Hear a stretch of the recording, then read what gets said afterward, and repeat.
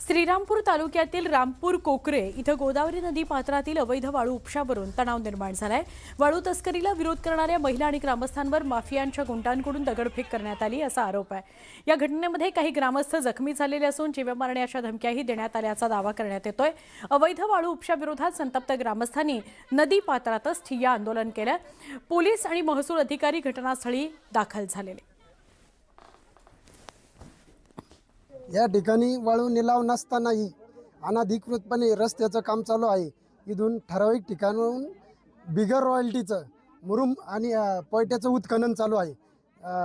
ते इथं नदीमध्ये रस्ता बनवण्याचं काम चालू आहे। पलीकडून वांजरगाव हद्द आहे, त्या हद्दीतून सुद्धा अनधिकृतपणे पोयट्याचं उत्खनन चालू असून अनधिकृतपणे इथं रस्ता बनवण्याचं काम चालू आहे।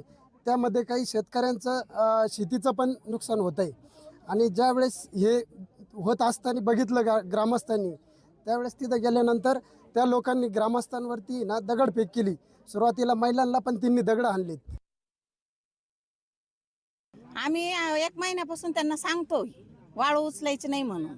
आता इथे त्यांनी गंगातून रस्ता चालू केलेला आहे, मग त्याच्यामुळे आम्ही सगळेजण आलो, महिला मुलं हे सगळे आम्ही सगळ्यांनी त्यांना सांगितलं हे काम तुम्ही बंद करा। तर त्यांनी आम्हाला नाही म्हणे, आम्हाला धमकी दिली त्यांना, आम्ही असं करू तसं करू, गाव पेटू हे करू। मग त्यांनी दगडफेक केली।